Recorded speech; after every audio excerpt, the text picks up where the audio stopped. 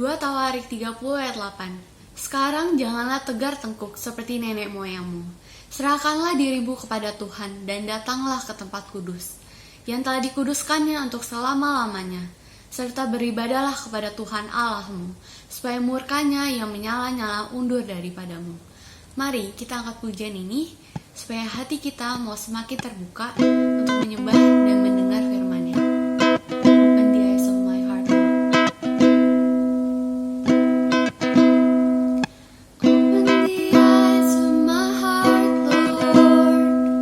Open the eyes of my heart.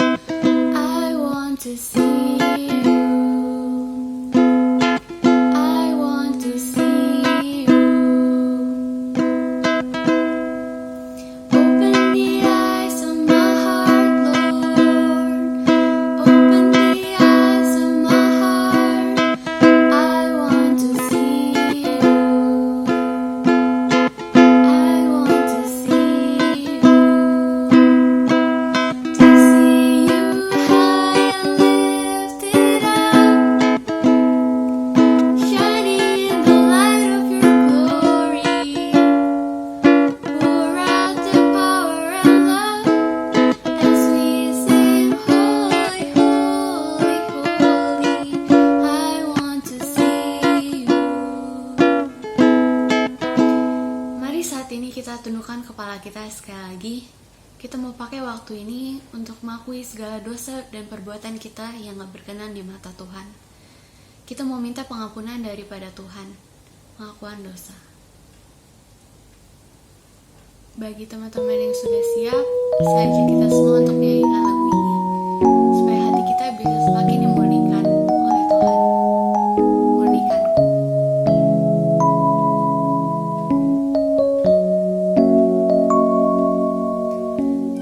Tuhan, ku datang tertunduk malu.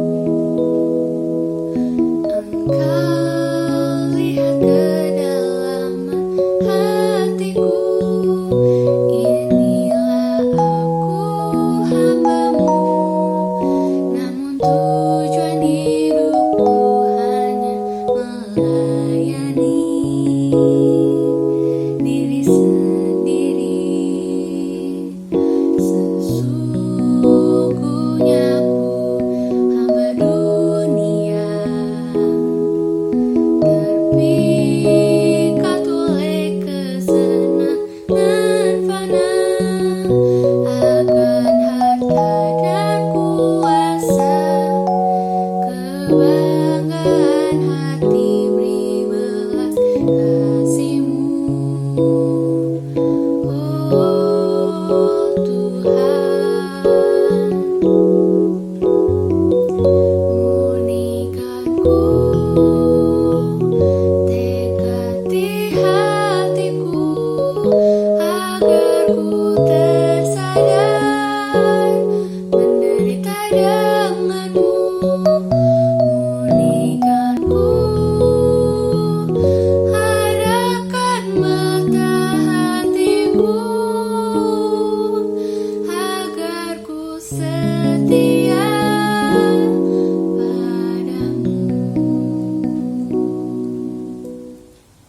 Mari kita berdoa. Tuhan, kami datang tertunduk malu ya Tuhan. Tuhan tolong murnikan kembali hati kami.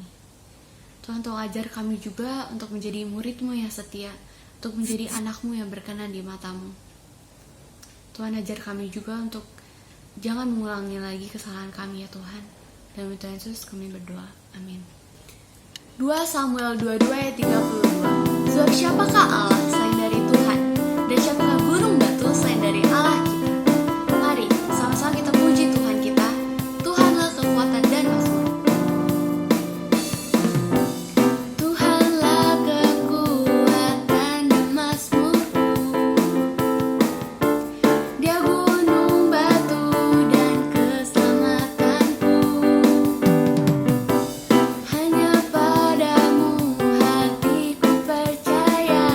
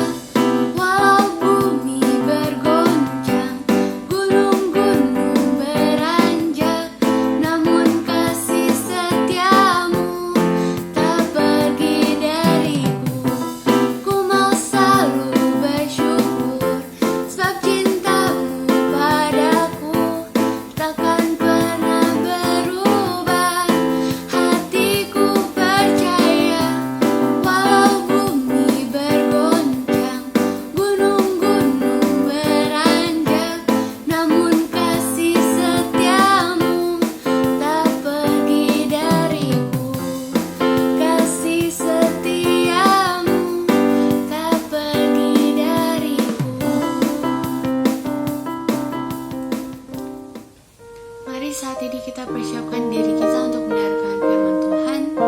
Kita mau nyanyikan lagu In Christ Alone. Karena memang cuma di Tuhan saja kita harus menaruh pengharapan kita.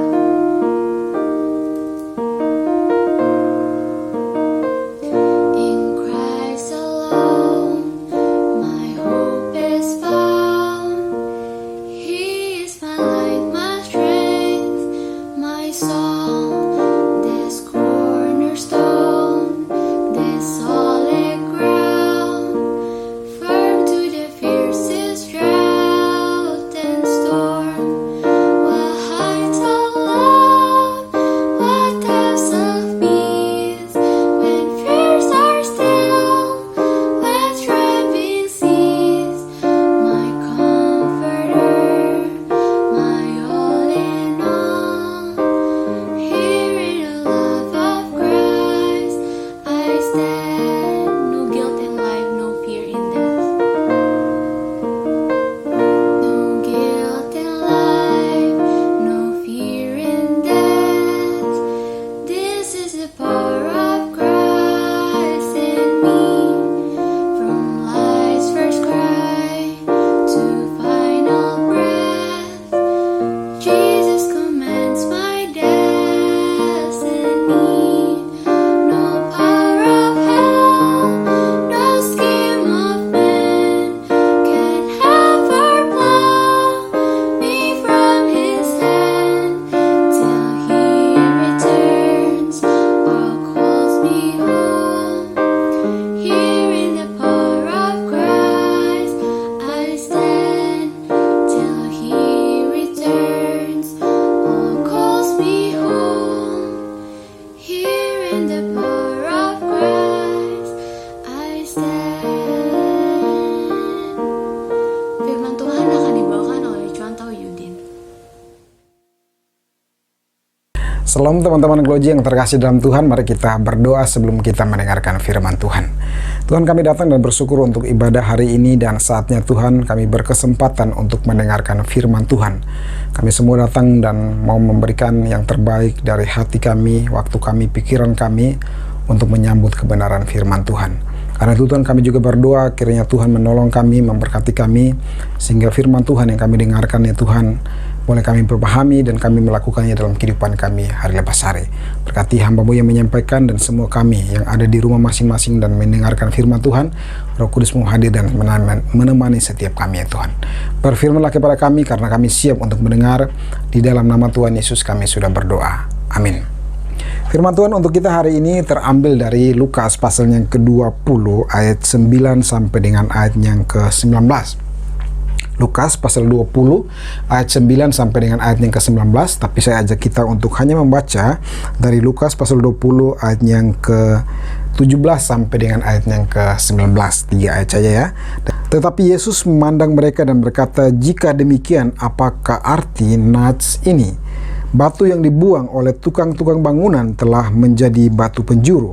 Barang siapa jatuh ke atas batu itu, ia akan hancur, dan barang siapa ditimpa batu itu, ia akan remuk." Lalu ahli-ahli Taurat dan imam-imam kepala berusaha menangkap Yesus pada saat itu juga, sebab mereka tahu bahwa merekalah yang dimaksudkannya dengan perumpamaan itu. Tetapi mereka takut kepada orang banyak. Demikian jauh pembacaan firman Tuhan. Yang berbahagialah kita semua yang sudah membaca firman Tuhan, yang mau merenungkan itu, serta yang paling penting adalah setelah kita merenungkan, kita melakukannya dalam kehidupan kita hari lepas hari. Teman-teman yang terkasih di dalam Tuhan kita Yesus Kristus, saya percaya bahwa semua kita semua kita punya pengalaman ditolak. Pernah punya pengalaman ditolak, atau mungkin suatu hari nanti kita akan mengalami pengalaman ditolak, ditolak dalam hal apapun juga, dalam segala aspek kehidupan kita. Saya berikan contoh teman-teman untuk kita yang masih remaja, pemuda, yang mungkin katakan saja bahwa kita ini jatuh cinta dengan seseorang, ada seorang yang buat kita jatuh cinta, dan dengan percaya dirinya kita datang dan mengungkapkan perasaan kita kepada dia. Tetapi apa yang kita ungkapkan itu berbanding terbalik dengan apa yang ia rasakan. Dia pada akhirnya menolak cinta kita. Saya percaya teman-teman bahwa pengalaman ditolak cinta ya, ditolak perasaan kita, itu pasti menyedihkan ya teman-teman ya. Bukan hanya menyedihkan, mungkin kita pun merasa malu. Pada akhirnya kita bisa mengurung diri, pada akhirnya kita mengurung diri dan tidak mau berbicara dengan siapapun juga. Kita enggan untuk melakukan kegiatan-kegiatan kita ya. Kita menjadi tidak lagi mau bergaul dengan orang-orang di luar sana ya. Dan banyak respon lain yang kita lakukan. Bahkan mungkin ada saja di antara orang-orang yang ketika cintanya ditolak, maka ia bisa saja mau membunuh diri atau mengakhiri hidupnya. Atau mungkin di antara teman-teman kita pernah punya pengalaman ditolak di dalam sebuah komunitas. Ketika kita datang dengan maksud baik, kita mau datang kepada satu komunitas, kita mau bergabung dalam komunitas itu, tetapi yang terjadi adalah kita ditolak di dalam komunitas itu. Baik itu kita ditolak secara langsung ataupun secara halus kita ditolak dalam komunitas itu. Ya, misalkan kita bisa mendengarkan bahasa-bahasa seperti ini.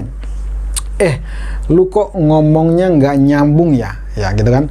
Lu kok ngomongnya nggak nyambung sama kita-kita ya? Lu kok orangnya nggak nyambung? Lu kok orangnya nggak asik? Lu kok orangnya gayanya, stylenya beda dengan kita-kita? Ya, ada penolakan-penolakan secara halus, ada penolakan-penolakan secara langsung yang bisa saja kita alami dalam sebuah komunitas. Dan saya percaya pengalaman-pengalaman demikian tidak mudah untuk kita lupakan. Ya, tidak mudah untuk kita lupakan. Atau mungkin pengalaman yang mungkin paling menyedihkan adalah ketika kita pernah mengalami ditolak. Ditolak oleh orang-orang terdekat kita. Kita ditolak di dalam lingkungan keluarga kita. Atau mungkin orang tua kita. Kita pernah mengalami pengalaman demikian. Teman-teman yang terkasih dalam Tuhan kita Yesus Kristus, intinya sekali lagi, penolakan itu tentu saja membuat kita, ya, hati kita begitu merasakan sebuah kesedihan.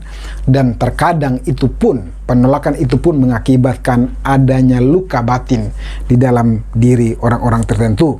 Namun hari ini saya mau mengatakan kepada teman-teman semua yang punya pengalaman demikian dan yang nantinya pasti akan menghadapi yang namanya penolakan dalam segala aspek kehidupan kita. Dalam aspek-aspek tertentu tentu kita akan mengalami penolakan. Tapi saya mau mengatakan kepada kita bahwa teman-teman semua tidak sendirian. Ya, kita semua orang pasti pernah punya pengalaman yang namanya ditolak. Akan tetapi yang lebih lagi daripada itu, saya mau mengatakan bahwa hari ini yang kita baca, ya, Tuhan kita Yesus Kristus pun dalam kisah hidupnya, ya, dalam narasi hidupnya, dalam cerita hidupnya, ia pun pernah mengalami yang namanya ditolak. Ya, dia pun pernah mengalami yang namanya ditolak ketika ia datang untuk mau mengatakan cintanya, menyatakan kasihnya kepada orang-orang kepunyaannya. Ia ditolak oleh orang-orang yang kepada mereka ia mau datang dan memberikan cintanya kepada mereka, kasihnya kepada mereka. Ia ditolak oleh bangsanya sendiri, yaitu Israel. Bahkan ia ditolak oleh saudara-saudaranya sendiri, yaitu suku-suku Israel. Dan penolakan Yesus ini, teman-teman, ya, bukanlah penolakan biasa. Ya, bukan hanya penolakan seperti yang mungkin kita alami. Penolakan Yesus ini sampai ia harus berkorban nyawanya, mati di tengah-tengah bangsanya sendiri. Bagaimana kisahnya? Mari kita lihat firman Tuhan yang telah kita baca pada hari ini dari Lukas pasal yang ke-20 ayat 9 sampai ayat yang ke-19. Teman-teman yang terkasih, firman Tuhan yang kita baca pada hari ini sebenarnya dilatar belakangi oleh suatu persoalan yang terjadi di antara para pemuka agama Yahudi dengan Yesus Kristus. Ya, dilatar belakangi oleh sebuah persoalan yang terjadi antara mereka, di mana pemuka-pemuka agama Yahudi itu bisa kita sebutkan seperti bacaan kita dari pasal 20 ayat 1 sampai ayat 8, ya. Di sana dikatakan ada ahli-ahli Taurat, ya, ada imam-imam kepala, ada tua-tua Yahudi, ya, dan masih banyak golongan-golongan pemuka-pemuka agama Yahudi pada saat itu. Pada ayat yang pasal 20 ayat yang kedua, di sana dikatakan bahwa orang-orang pemuka-pemuka agama Yahudi itu mengatakan kepada Yesus demikian, "Katakanlah kepada kami, dengan kuasa manakah engkau melakukan hal-hal itu, dan siapakah yang memberikan kuasa kepadamu?" Sebenarnya yang mereka tanyakan kepada Yesus ini bukan berbicara tentang kuasa, kekuatan daripada Allah atau kekuatan-kekuatan untuk menyembuhkan dan sebagainya. Yang mereka pertanyakan adalah, ini berbicara kuasa di sini berbicara tentang otoritas, teman-teman, ya. Mereka sedang mempertanyakan otoritas yang dimiliki oleh Yesus. Maksudnya adalah dengan otoritas apakah Yesus itu mengajar? Dengan otoritas apakah Yesus itu melayani? Dengan otoritas apakah Yesus itu memposisikan dirinya sama seperti pemuka-pemuka agama Yahudi pada umumnya. Sedangkan Yesus itu bukan berasal dari sebuah golongan tertentu, ya, bukan dari golongan ahli Taurat, imam-imam kepala, para tua-tua Yahudi, golongan orang Farisi. Yesus bukan dari golongan tersebut. Dengan demikian, dari mana dia mendapatkan otoritas secara resmi untuk melakukan pengajaran-pengajaran, pelayanan-pelayanan yang pada umumnya dilakukan oleh para pemuka agama pada saat itu? Dari mana Yesus mendapatkan itu? Dia bukan murid dan jebolan dari sebuah golongan pemuka-pemuka agama pada saat itu. Teman-teman yang terkasih dalam Tuhan Yesus, bahkan dengan otoritas apa Yesus itu, ya, masuk ke dalam bait Allah, dan dia juga apa? Dia juga mengajar di sana. Bahkan dari pasal 20 itu kita bisa melihat bahwa Yesus baru saja menyucikan bait Allah, yaitu apa? Yaitu mengusir semua pedagang-pedagang yang sedang berdagang berseliweran di dalam bait Allah itu. Maka Yesus katakan, engkau menjadikan rumah doa itu sebagai apa? Sebagai sarang penyamun. Yesus membersihkan itu semua.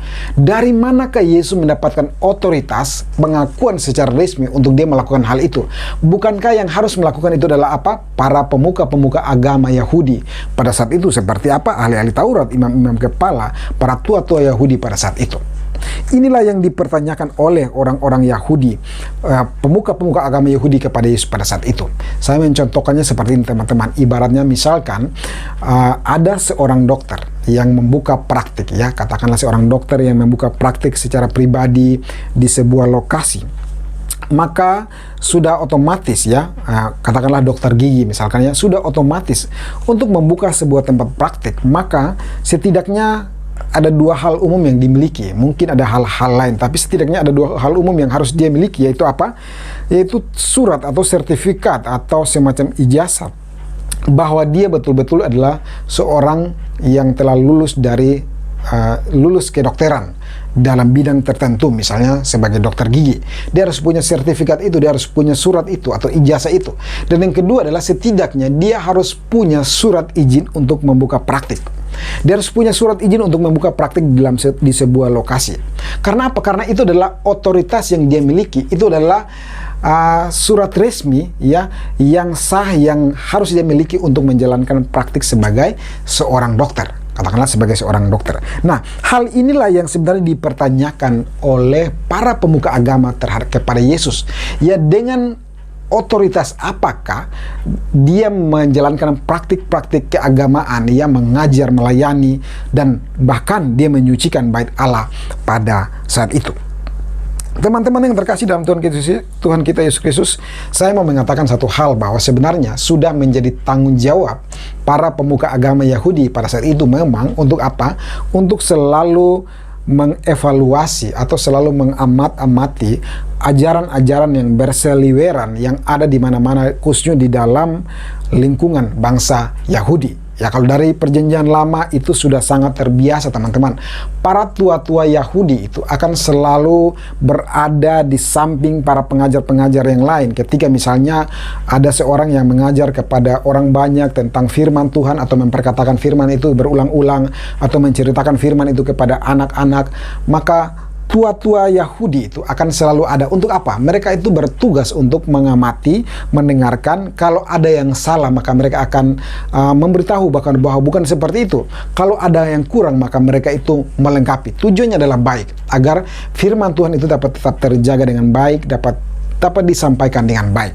Akan tetapi pada kasus ini, teman-teman, ya, kasus di antara mereka dengan Yesus, tujuan mereka sebenarnya bertanya itu, ya, pertanyaan pemuka agama itu sebenarnya bukan untuk pada akhirnya mengakui Yesus kalau betul mereka tahu otoritas yang Yesus punya, atau dari siapa dia mendapatkan otoritas itu. Tujuan dari pertanyaan ini sebenarnya mereka sebenarnya mau, ya, mengatakan bahwa Yesus itu sebenarnya, ya, bukan siapa-siapa dan tidak layak untuk melakukan sama seperti yang mereka lakukan selama ini. Yesus itu tidak layak untuk apa? Untuk mengajar, ya. Dia tidak layak menjadi guru. Dia tidak layak untuk menjadi seorang pemuka agama, untuk mengajar, melayani sama seperti yang sering mereka lakukan. Yesus bukan berasal dari kalangan mereka. Seorang yang sebenarnya tidak punya otoritas, tidak punya sebuah tugas keagamaan. Jadi dia bukanlah seorang yang layak untuk apa? Untuk didengarkan, diikuti. Dia tidak punya kapasitas untuk melakukan sebuah tugas-tugas keagamaan seperti pada umumnya. Dia tidak dapat diandalkan. Karena itu apa teman-teman? Satu hal yang pantas diberikan kepada Yesus adalah penolakan. Satu hal yang pantas didapatkan oleh Yesus pada saat itu adalah penolakan. Penolakan dari para pemuka agama pada saat itu. Akan tetapi teman-teman yang terkasih dalam Tuhan kita Yesus Kristus, penolakan terhadap Yesus ini bukanlah sebenarnya perkara baru. Bukanlah perkara baru yang ditunjukkan oleh orang-orang Yahudi yang diwakili oleh para pemuka agama pada saat itu. Ya, penolakan terhadap Yesus ini sebenarnya lagu lama yang telah diulang-ulang kembali dan saat ini sampai pada giliran Yesus. Ya, penolakan ini sudah dimulai sejak dulu kala, ya, yang sudah dimulai sejak utusan-utusan Allah kepada bangsa Israel dan berulang kali mereka tolak. Apa itu teman-teman? Inilah yang dijelaskan Yesus dalam perumpamaan sesuai dengan yang kita baca pada hari ini. Ya, perumpamaan hari ini teman-teman dari pasal 20 ayat 9 sampai 19 itu adalah perumpamaan tentang penggarap-penggarap kebun anggur teman-teman, ya. Di sana dikatakan bahwa ada seorang tuan, ya, seorang tuan yang mempunyai kebun anggur dan dia memberikan kebun anggurnya itu kepada penggarap-penggarap. Dia menyewakan itu kepada penggarap-penggarap dan ada perjanjian di antara mereka bahwa hasilnya mereka akan bagi ketika mereka bekerja dan ada hasil mereka akan bagi sekian. Ada kesepakatan, ada perjanjian di antara mereka. Dan ketika tiba waktunya hasil itu harus dibagi, maka para penggarap-penggarap ini, mereka tidak melakukan seperti apa yang dijanjikan. Bahkan mereka menahannya. Dan ketika sang tuan pemilik kebun anggur ini mengetahui akan ini, maka dia mengutus hamba-hambanya. Ya, dikatakan dia mengutus hambanya yang pertama datang untuk meminta apa yang menjadi bagiannya. Tetapi hamba itu ditangkap mereka, lalu dibuang, mereka dilukainya, dibuang. Datanglah hamba kedua, dilakukan hal yang sama. Para penggarap kebun anggur ini melakukan hal yang sama terhadap dia. Datang yang ketiga, ya, hamba yang ketiga, hal yang sama pun dilakukan. Pada akhirnya sang tuan kebun anggur ini berpikir, oh, kalau saya mengutus anakku yang terkasih, dikatakan ya, anakku yang terkasih, maka apa? Maka mereka pasti akan mendengarkannya. Akan tetapi apa yang terjadi teman-teman? Ketika anak yang terkasih dari pemilik kebun anggur ini datang, justru yang terjadi adalah lebih mengenaskan lagi. Mereka menangkap anak itu, ia sebagai ahli waris dari kebun anggur itu. Mereka menangkapnya, lalu membunuhnya dan membuang dia keluar. Teman-teman yang terkasih, penolakan ini sebenarnya, penolakan terhadap kebenaran Allah, itu sebenarnya sudah dimulai sejak dulu kala. Sudah dimulai sejak lama. Berulang-ulang kali, ya, Tuhan mengutus hamba-hambanya, nabi-nabinya, utusan-utusannya, tetapi mereka selalu menolaknya. Teman-teman yang terkasih, melalui perumpamaan ini, Yesus mau menjelaskan kepada para pemuka agama, kepada orang-orang yang mendengarkan pada saat itu, bahkan kepada kita, bahwa orang Yahudi sudah dari dulu, mereka menolak Allah dan mereka menolak kebenaran daripada Allah. Dan mereka berusaha untuk apa? Untuk mensabotase kebenaran Allah itu dan menggantikan kebenaran itu dengan kebenaran mereka sendiri, menggantikannya dengan sesuai dengan apa yang mereka inginkan. Karena itu teman-teman, kalau kita membaca ya di dalam pasal 20 ayat 14 di sana dikatakan, tetapi ketika penggarap-penggarap itu melihat anaknya itu, mereka berunding, katanya ia adalah ahli waris, mari kita bunuh dia supaya warisan ini menjadi milik kita. Ya, mereka mensabotasi kebenaran itu menjadi milik mereka dan menggantikan dengan apa yang mereka anggap benar. Hal ini telah ditandai dengan berulang-ulangnya. Ya, mereka menolak nabi-nabi yang diutus menegur mereka. Mereka terus menolak, ya, bahkan bukan penolakan biasa, bahkan mereka tega untuk membunuh nabi-nabi yang ada. Karena itu teman-teman, kalau kita membaca dari Lukas pasal 13 dalam Injil yang sama, yaitu Lukas 13 ayat 33 dan 34, di sana Tuhan Yesus mengatakan kalimat seperti ini, tetapi hari ini dan besok dan lusa, ya, kata Tuhan Yesus, aku harus meneruskan perjalananku, sebab tidaklah seorang nabi dibunuh kalau tidak di Yerusalem. Yesus katakan lagi, Yerusalem, Yerusalem, engkau yang membunuh nabi-nabi dan melempari dengan batu orang-orang yang diutus kepadamu. Berkali-kali aku rindu mengumpulkan anak-anakmu, sama seperti induk ayam mengumpulkan anak-anaknya di bawah sayapnya, Tapi dikatakan, tetapi kamu tidak mau. Yesus katakan, Yerusalem, Yerusalem, engkau yang membunuh nabi-nabi dan melempari dengan batu orang-orang yang diutus kepadamu. Jika kita baca pada perumpamaan itu, menunjukkan kepada kita berulang-ulang kali, ya, tuan anggur itu, pemilik kebun anggur itu mengutus hamba-hambanya. Ini menunjukkan bahwa sebenarnya berulang-ulang kali Tuhan rindu untuk memulihkan Israel. Tetapi yang terjadi adalah Israel selalu menolak. Bahkan yang lebih menyedihkan adalah utusan yang terakhir, yaitu anak daripada tuan anggur itu, yaitu yang terkasih dari yang memiliki kebun anggur itu, yaitu Yesus itu sendiri. Anak Allah yang terkasih, yaitu Yesus itu sendiri, datang. Tetapi mereka menolak dia. Bahkan apa? Mereka menolak dengan cara membunuhnya. Mereka bahkan tidak menganggap dia, apalagi untuk mendengarkannya. Teman-teman yang terkasih dalam Tuhan kita Yesus Kristus, Yesus memang tahu, ya. Yesus memang tahu bahwa ketika ia datang ke Yerusalem, maka ia akan menerima hal itu. Tetapi di sini Yesus juga mau menegaskan bahwa ini sebenarnya untuk membuktikan kedegilan hati orang Israel yang diwakili oleh para pemuka agama Yahudi pada saat itu. Dan Yesus pun mengatakan ketika ia tahu dia akan ditolak, Yesus pun mengutip satu bagian sesuai dengan tema kita hari ini, itu batu penjuru. Ia mengutip satu bagian firman Tuhan dari Mazmur pasal 118 ayat 22 yang dikatakan, batu yang dibuang oleh tukang-tukang bangunan telah menjadi batu penjuru. Batu yang dibuang oleh tukang-tukang bangunan itu telah menjadi batu penjuru. Apa maksudnya teman-teman batu penjuru? Atau apa maksudnya kutipan Yesus pada bagian ini? Nah, untuk mengerti bagian perumpamaan ini, maka khususnya bagian yang dikutip Yesus yaitu batu penjuru, maka kita harus mengerti apa maksud dari perkataan Mazmur 118 khususnya tentang batu penjuru. Nah, teman-teman yang terkasih dalam Tuhan kita Yesus Kristus, dalam struktur bangunan dunia kuno, ya teman-teman, ya, struktur bangunan khususnya bangunan rumah dunia kuno, ya, dikenal dengan satu istilah batu penjuru. Itu adalah sebagai batu yang utama, ya, batu utama yang di sekitarnya bangunan itu didirikan.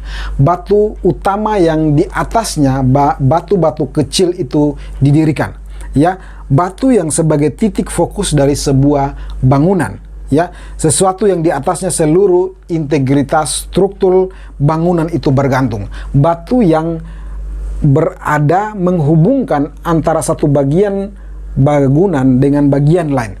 Batu itu sangat betul-betul menjadi batu utama dan sangat sentral dan pasti harus ada dalam struktur bangunan kuno pada saat itu. Teman-teman yang terkasih, maksudnya adalah tanpa batu itu, ya, batu penjuru itu, maka rumah itu tidak akan berdiri kokoh, ya. Rumah itu tidak akan tersambung dan menyatu dengan baik. Rumah itu akan mudah runtuh, mudah hancur, dan akhirnya runtuh, mudah untuk berantakan. Nah, dalam Mazmur 118 ayat 22 itu, ini berbicara tentang Raja Israel. Ya, batu-batu yang dibuang oleh tukang-tukang bangunan telah menjadi batu penjuru.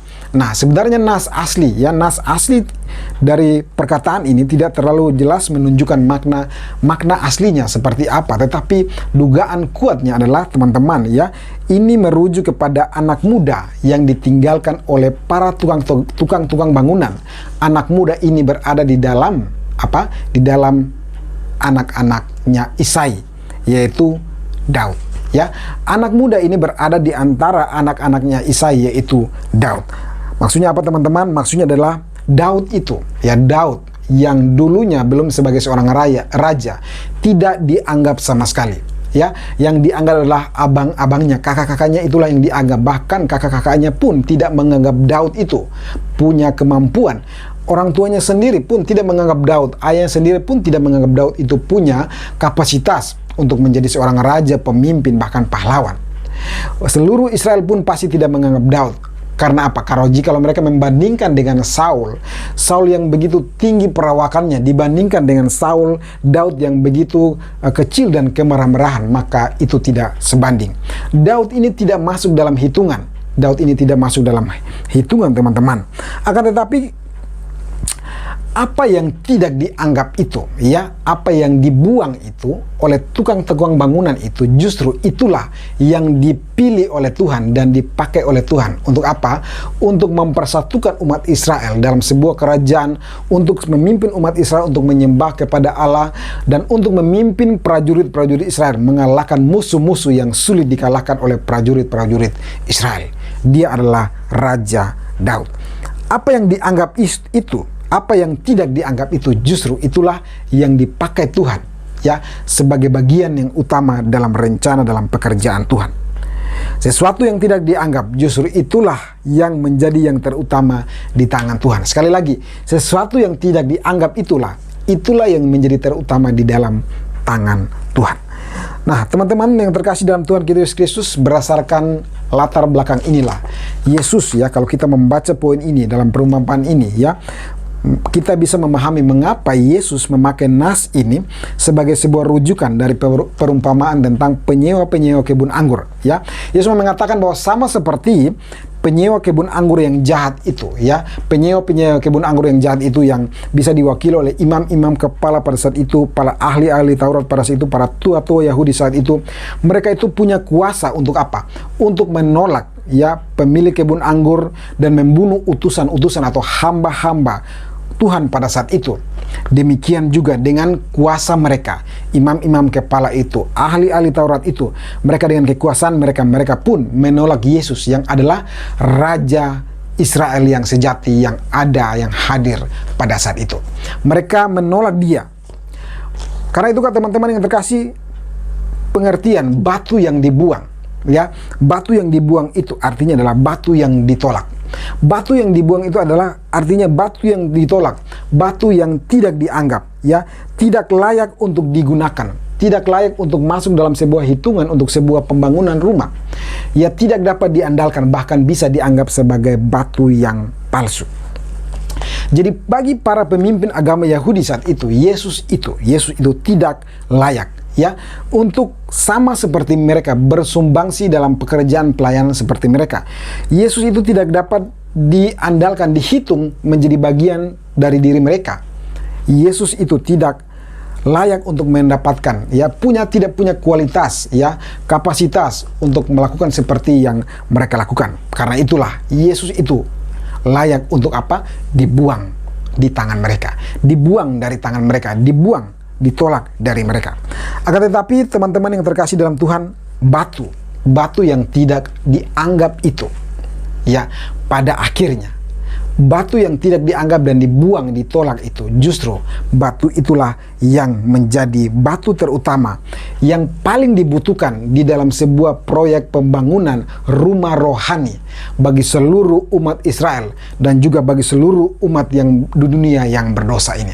Batu yang dibuang oleh tukang-tukang bangunan itu adalah sebenarnya batu penjuru yang harusnya dirindukan, yang harusnya dicari dan ditempatkan pada posisi sentral di dalam sebuah bangunan tubuh rohani di dunia ini. Karena teman-teman yang terkasih, batu yang dibuang itu pada akhirnya dijadikan, ya, itu kata pasif teman-teman, ya. Kalau di situ dikatakan menjadi, seharusnya itu dijadikan batu penjuru. Dijadikan oleh siapa? Dijadikan oleh Allah sebagai batu penjuru. Untuk apa? Untuk menjadi satu fondasi atau sebuah dasar bagi umat Allah yang dipulihkan, yang pada akhirnya menjadi fondasi bagi komunitas umat iman yang baru di hadapan Tuhan, bagi komunitas orang-orang percaya di hadapan Tuhan. Dengan kata lain teman-teman, ketika kita mempelajari bagian ini, ya, ketika mempelajari bagian ini, dengan kata lain kita bisa mengatakan seperti ini, ya, bagi orang-orang Israel pada saat itu dan juga bagi seluruh umat manusia, bahwa seseorang itu untuk dapat menjadi selamat di dalam kehidupan spiritualnya, kerohaniannya, dan berelalanya ia melakukan pekerjaan spiritual, kerohanian, membimbing orang lain, maka seseorang itu untuk dapat selamat dalam kehidupan spiritualnya, ia harus memulai di dalam Tuhan Yesus Kristus. Ia harus terlebih dahulu apa? Ia harus terlebih dahulu menerima Yesus dan mengakui Yesus sebagai Tuhan dan Juru Selamat pribadinya. Dan apa? Dan menempatkan Yesus itu pada pusat hidupnya, pada tempat yang layak, yang seharusnya Yesus dapatkan. Yaitu di mana? Yaitu di hati setiap manusia berdosa. Seorang untuk dapat menjadi sehat secara rohani, ya, murni secara rohani, dan terus sehat secara rohani dalam hidupnya, dia harus mulai dan selalu berada di dalam Tuhan Yesus.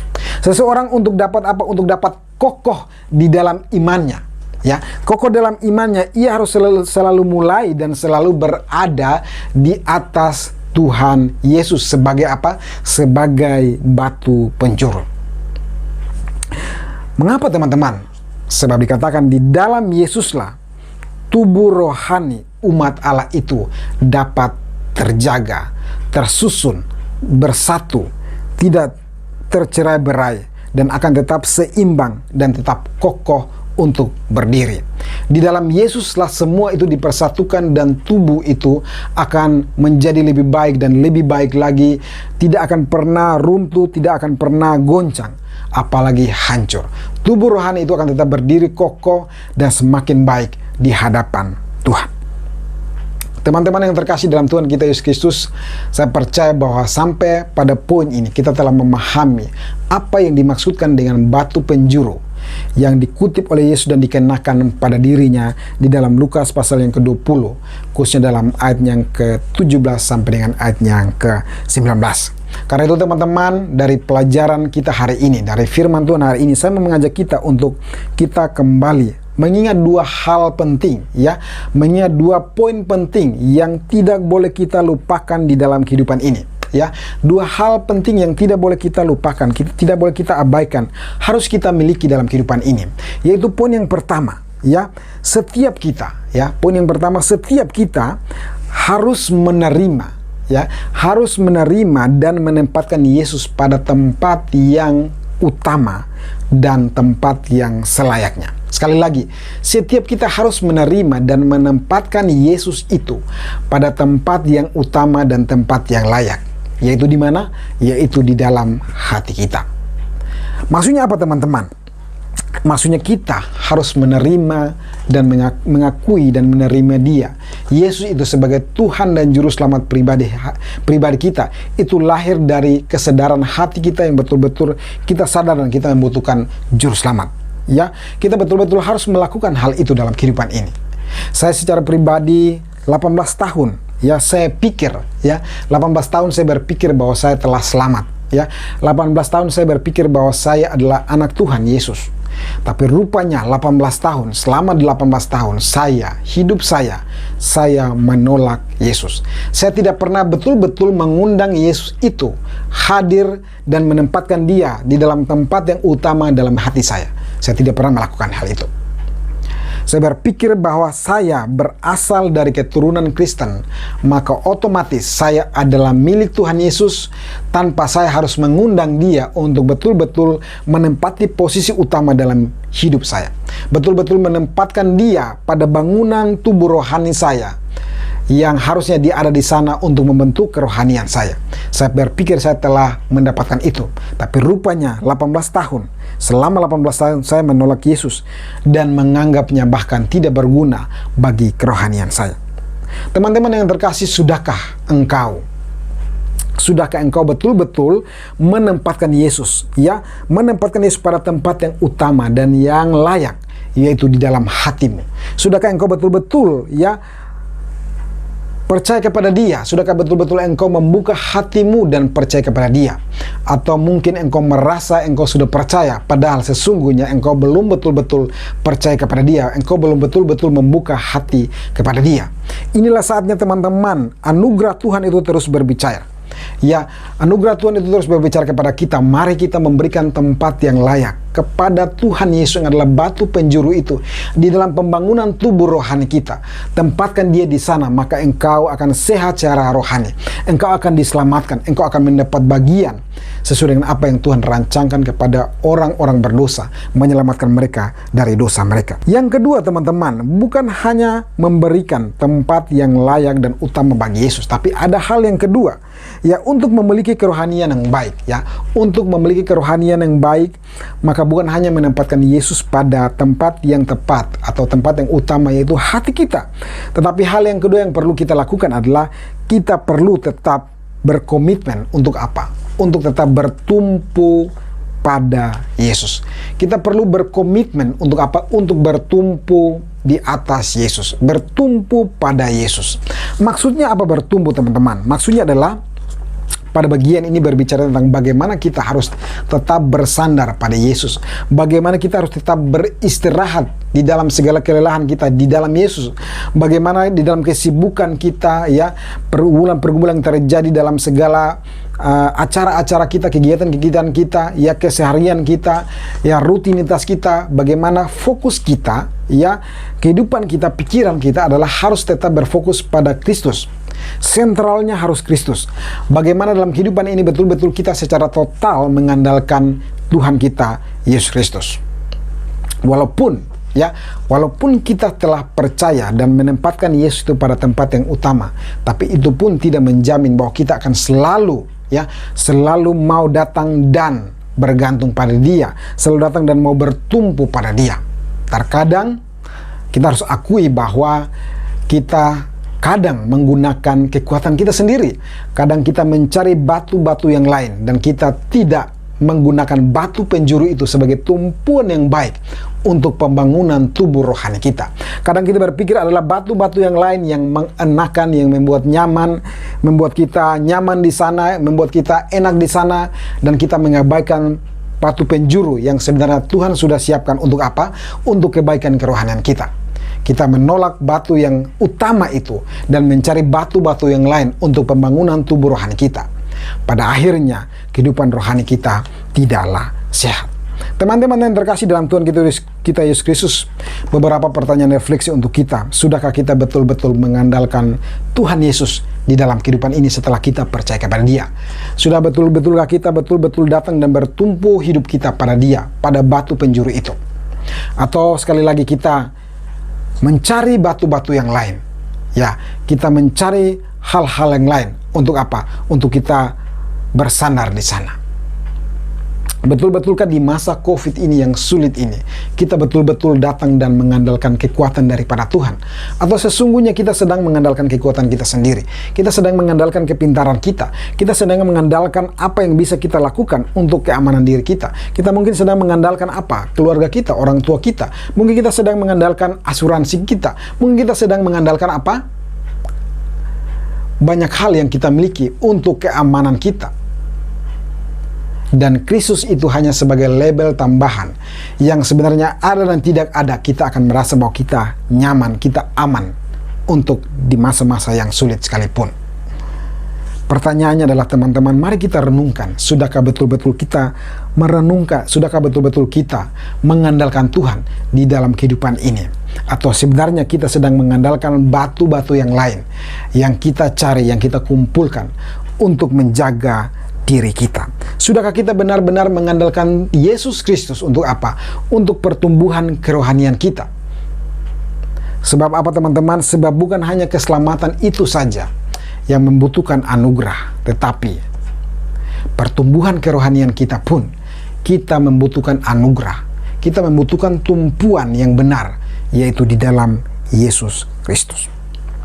Teman-teman yang terkasih dalam Tuhan kita Yesus Kristus, firman Tuhan hari ini datang dan mengingatkan kita kembali. Mari terima Yesus dan tempatkan Dia pada tempat yang layak dan utama dalam diri kita.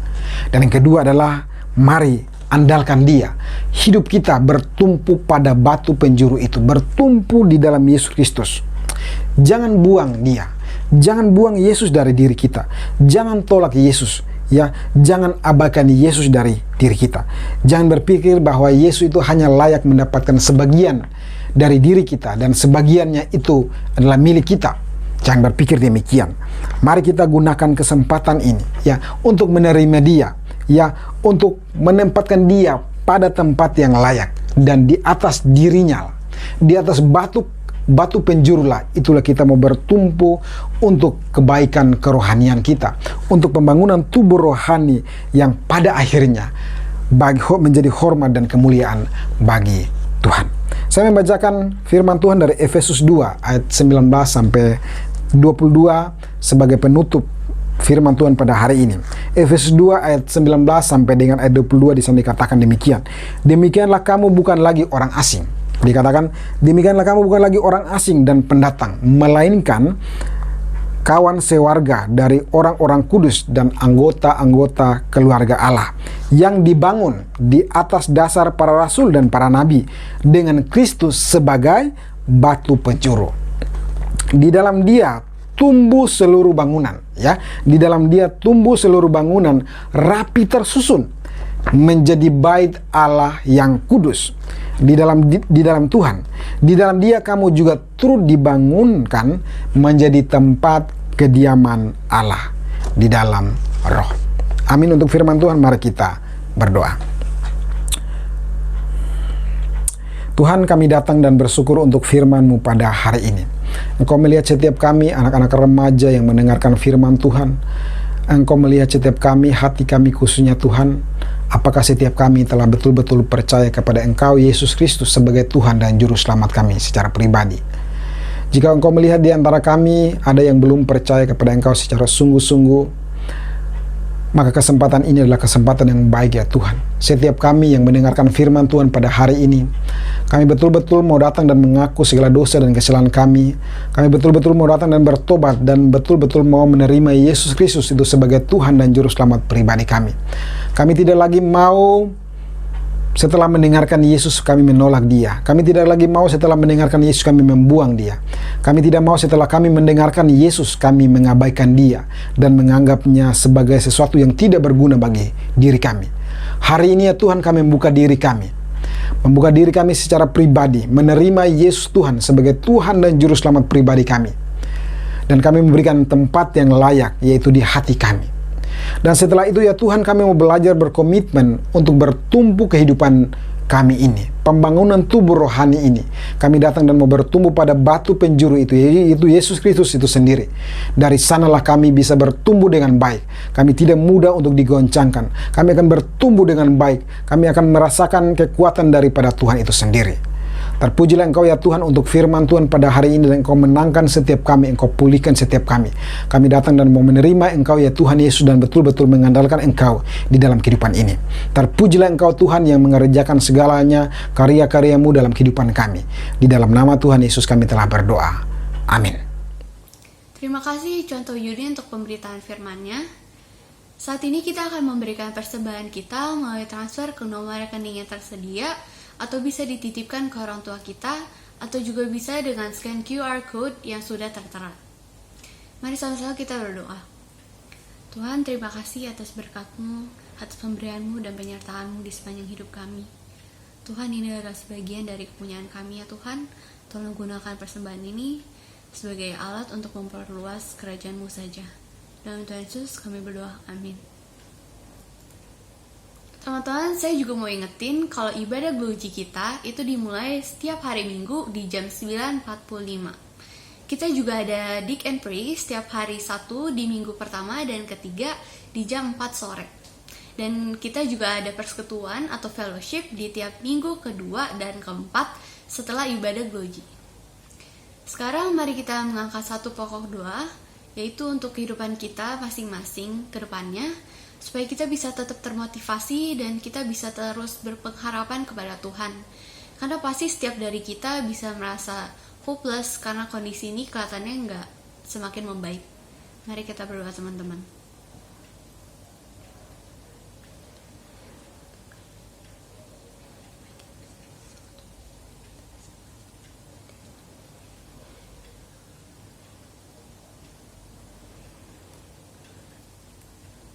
Saat ini mari kita semua bangkit berdiri, kita mau mengikrarkan iman kita dengan pengakuan iman rasuli. Aku percaya kepada Allah, Bapa yang Maha Kuasa, Khalik langit dan bumi, dan kepada Yesus Kristus Anaknya yang tunggal Tuhan kita, yang dikandung dari Roh Kudus, lahir dari anak darah Maria, yang menderita sengsara di bawah pemerintahan Pontius Pilatus, disalibkan, mati dan dikuburkan, turun ke dalam kerajaan maut. Pada hari yang ketiga, bangkit pula dari antara orang mati, naik surga, duduk di sebelah kanan Allah, Bapa yang Maha Kuasa, dan dari sana Ia akan datang untuk menghakimi orang yang hidup dan yang mati. Aku percaya kepada Roh Kudus, gereja yang kudus dan am, persekutuan orang kudus, pengampunan dosa, kebangkitan tubuh, dan hidup yang kekal. Amin. Roma 11 ayat 36. Sebab segala sesuatu adalah dari Dia, oleh Dia, dan kepada Dia. Bagi Dialah kemuliaan sampai selama-lamanya. Doxologi. Puji Allah, Bapa Putra, puji Allah, Roh Kudus. Ketiganya yang esa, pohon sama sumber berkat.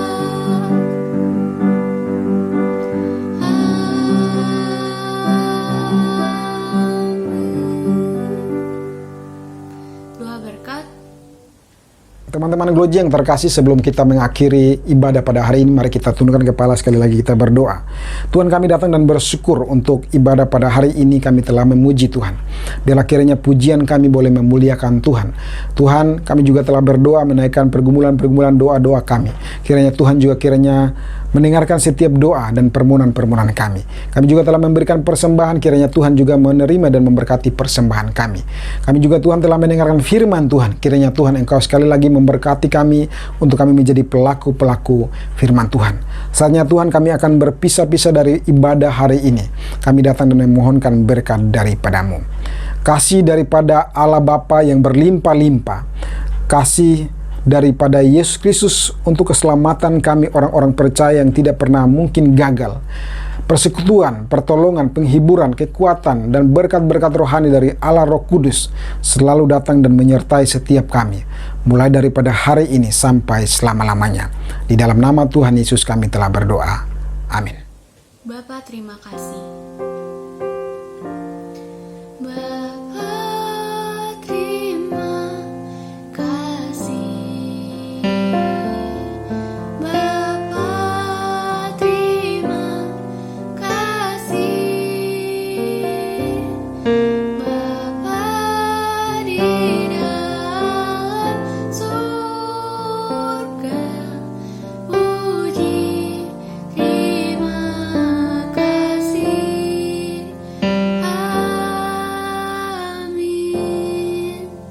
Ibadah selesai, teman-teman dipersilakan untuk duduk saat teduh.